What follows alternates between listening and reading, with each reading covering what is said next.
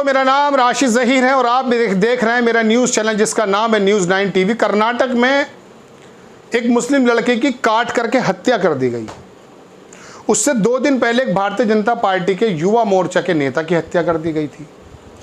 वहाँ हुआ यूँ है कि वहाँ पर कुछ लोग पीएफआई से संबंधित किसी उससे पकड़े गए हैं। वहाँ की जो सरकार है, चीफ मिनिस्टर ने कहा कि मैं 1 साल होने के बाद अपना 1 साल का जश्न मनाना था, लेकिन वो जो भारतीय जनता पार्टी का कार्यकर्ता को मार दिया गया, जिसको कंडेम करते हैं हम लोग, उसकी वजह से मैं ये जश्न नहीं मनाऊंगा, चीफ मिनिस्टर का कहना है। वहाँ गए भी, उनको कुछ मदद भी दी। 2 दिन बाद कत्ल हो जाता है साहब एक मुस्लिम लड़के का, बासित का, आपकी स्क्रीन पर लगा रहा हूँ। उसको भी धारदार हथियारों से मारा, वीडियो भी मिल गया है उसका। तो कहने का मतलब ये कि वहाँ पर ना कोई बात की जा रही है, और बल्कि मैं आपको दिखाता हूँ एक साधु के बारे में। वो ये कहता है कि अगर इस कत्ल गारत को, ये जो बासित को मारा गया हमारे लोगों ने, यानी कि हिंदू लोगों ने, वो हमारा हिंदू बता रहा है जबकि हिंदू उसके नहीं है। वो अलगाववादी की बात कर रहा है, आप सुनेंगे। अगर उन्होंने किया तो मुझे फ़ख्र है उन पर। अभी तो एक ही सर लाए, एक के बदले 10 चाहिए, 9 और चाहिए। आप थोड़ा सा वीडियो देख लेंगे, उसके बाद फिर मैं आपको दूसरी खबर बताऊंगा। ये वीडियो देख लें। ಹೊಡೆದಿದ್ದೀನಿ ಅಂತ ಹೇಳ್ತಾ ಇದ್ದೀರಿ ನೀವು, ನಿಮ್ಗೆ ಗೊತ್ತಿರೋದು ನನಗೆ. ನಾನು ರಾತ್ರಿ ಹೋಮದಲ್ಲಿದ್ದೆ, ನಂಗೆ ಗೊತ್ತಿಲ್ಲ ಯಾಗದಲ್ಲಿದ್ದೆ. ಇನ್ನು 9 ಬೇಕು, ಇನ್ನು 9 ತಲೆ ಬೇಕು. ನಮ್ಮವ್ರು ಹೊಡೆದಿದ್ರೆ, ನಮ್ಮವ್ರು ಅಲ್ಲ ಹೊಡೆದಿದ್ರೆ. देख लिया आपने वीडियो। तो चीफ मिनिस्टर का कहना है कि साहब जश्न नहीं मनाऊंगा, और दूसरी बात, कत्ल होते हैं 2, एक के घर जाते हैं, पैसा भी दिया जाता है, दूसरे के घर जाते नहीं है। ये तो है सरकार, सबका साथ सबका विकास। अब आ जाते हैं कांग्रेस पर। सोनिया गांधी को भी लगातार 2-3 दिन बुलाया ईडी ने, और 50 घंटे 5 दिन लगातार ने मतलब कुछ गैप में राहुल गांधी से कि कांग्रेस आई ने मुद्दा बनाया, सड़क पर आ गए। महंगाई के मुद्दे को लेकर के निलंबित कर दिया गया, मैंने पहले बताया था, संसद से सांसदों को, और सड़क पर बाल खींच करके उनकी पिटाई की गई है। अब आ गई यहाँ पर बीच में स्मृति ईरानी। कांग्रेस आई के बारे में मैं बात बताना चाहता हूँ। मुद्दा जो बनाना चाहिए था महंगाई का, इनको मालूम ही नहीं पड़ा कि स्मृति ईरानी के बारे में जो भी इश्यूज़ निकल रहे हैं कि उनकी बेटी बार चलाती बिना लाइसेंस के, जहां खंजीर का गोश्त भी है और जहां पर शराब भी है। तो गोवा के अंदर ये कोई बड़ी बात है? स्मृति ईरानी की बेटी अगर ऐसा करती भी हैं तो ये बताइए ये कौन सी राष्ट्रीय प्रॉब्लम्स हैं?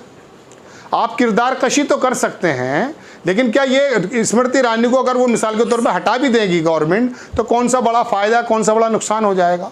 लेकिन आप जो महंगाई का मुद्दा लेकर सड़क पर उतरे थे, वो तमाम मुद्दा निकल करके महंगाई उस पर चला गया, स्मृति ईरानी पे। यही तो चाहते हैं ये लोग कि आप लोग बुनियादी मुद्दे से हट जाएं। पिछले 2 महीने से दर्शकों, कांग्रेस ने एक ऐसा रूप दिखाया था कि जिसकी वजह से ये लगने लगा था कि महंगाई के मुद्दे पर शायद भारतीय जनता पार्टी को ये घेर लेंगे।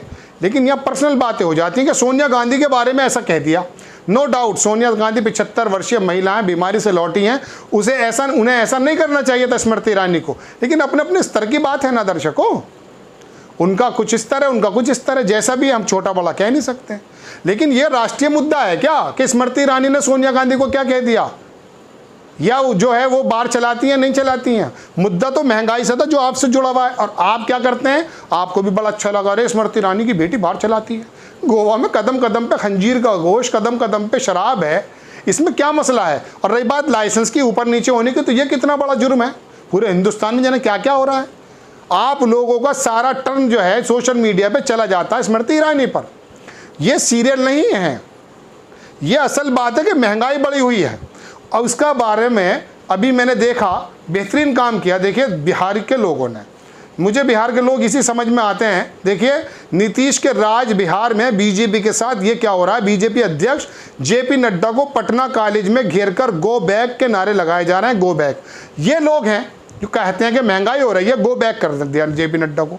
आपको ये मीडिया नहीं बताएगा ये चीज़, वहाँ पर दुरंगा व्यवहार मैंने आपको बता ही दिया है। तो ये चीज़ जो है ना, ये अपना परसेप्शन बदलने में माहिर है मीडिया भी और सरकारें भी, इस पर बिल्कुल नहीं आना चाहिए। लेकिन होता क्या है, चटपटी न्यूज़ ज़्यादा चल जाती हैं, 10 लाख 15 लाख व्यूज़ आ जाते हैं, और जो बुनियादी चीज़ें होती हैं उसके बारे में आपको कुछ मालूम होता नहीं है।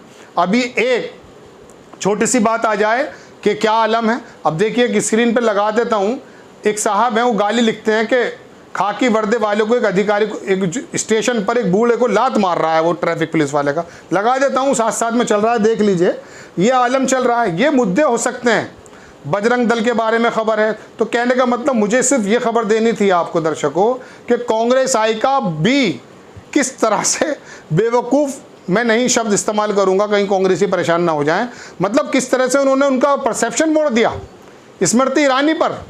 अरे आप छोड़ दीजिए ना इस विषय को। आपको इशू ये देखना चाहिए कि मेरी महंगाई के मुद्दे पर जो आपने सड़कों पर आए थे, सत्याग्रह चलाया था, उसको आप मजबूती से चलाते पूरे हिंदुस्तान में। तो ये परसेप्शन बदल जाता है दर्शकों। ये खबर आपको बता रही थी, एक दो खबरें थी, और भी बहुत सारी खबरें हैं छोटी छोटी, मैं बताता रहता हूँ दूसरे चैनल पे। इस चैनल पे जो समझ में मेरे आया वो मैंने आपको दिखा दिया। एक खबर मैंने आपको और बताई है कि डोवल साहब ने PFI पे कहा है कि PFI popular front of India, उसके बारे में कि बैन लगा दिया जाए। ये जो है उन्होंने अखिल भारतीय जो सज्जादा नशीन है उनकी बैठक में किया है। सज्जादा नशीन को किसने ताकत दे दी है कि आप इस बारे में फैसला करें? अगर PFI यहाँ के संविधान के मुताबिक, कानून के मुताबिक, किसी अदालत के मुताबिक किसी आतंकी घटना में सम्मिलित है तो लगा दीजिए बैन, और उन पर भी लगा दीजिए बैन जो लोग लगे हाथ जो है हिंदू राष्ट्र घोषित करना चाहते हैं, जो 20 करोड़ लोगों को मारने का नरसंहार का जो है ऐलान करते हैं। तो लेकिन अब उनका कहना यह है, PFI वालों का इनके बारे में बदनाम कर दिया गया। वो BBC पे बोलते हैं उसका अनीस अहमद कि साहब हिंदुस्तान की किसी अदालत ने PFI को एज ए संगठन कहीं दोषी नहीं बताया अभी तक। तो अपनी अपनी बातें, अब PFI का नाम सुन के आप भी चौंक जाएंगे कि तो आतंकी संगठन है, चूंकि बना दिया ना मीडिया ने। उसका कहना यह है, BBC का फोटो लगा देता हूं, देख लीजिएगा, 23 मिनट का इंटरव्यू था। उसने कहा कि किसी अदालत ने अगर कहा हो कि हमारा संगठन किसी आतंकी मामले में, तो आप कर दीजिए जो कार्रवाई करनी है। इसको रजिस्ट्रेशन ही भारतीय संस्थाओं ने दिया है, लेकिन अब PFI का नाम आएगा तो लगेगा ISI का नाम है। ये तो मीडिया बना देता है, तो मीडिया इस तरह का माहौल बना देता है। ये 2-3 खबरें थी कि कांग्रेस आई को किस तरह से भटकाकर स्मृति पर टेक दिया, और ये खबर मैंने आपको बताई। उससे पहले खबर मैंने बताई कि कर्नाटक सरकार का भी दुरंगा व्यवहार आपने देख लिया कि एक नौजवान मुस्लिम का कत्ल होता है, बेदर्दी से होता है, उसके लिए 2 शब्द नहीं है। आपको खबर अगर अच्छी लगती है तो अपनी राय कमेंट्स बॉक्स में ज़रूर दीजिए, चैनल को सब्सक्राइब कीजिए। नेक्स्ट टाइम मैं किसी खबर के साथ आता हूँ। जय हिंद।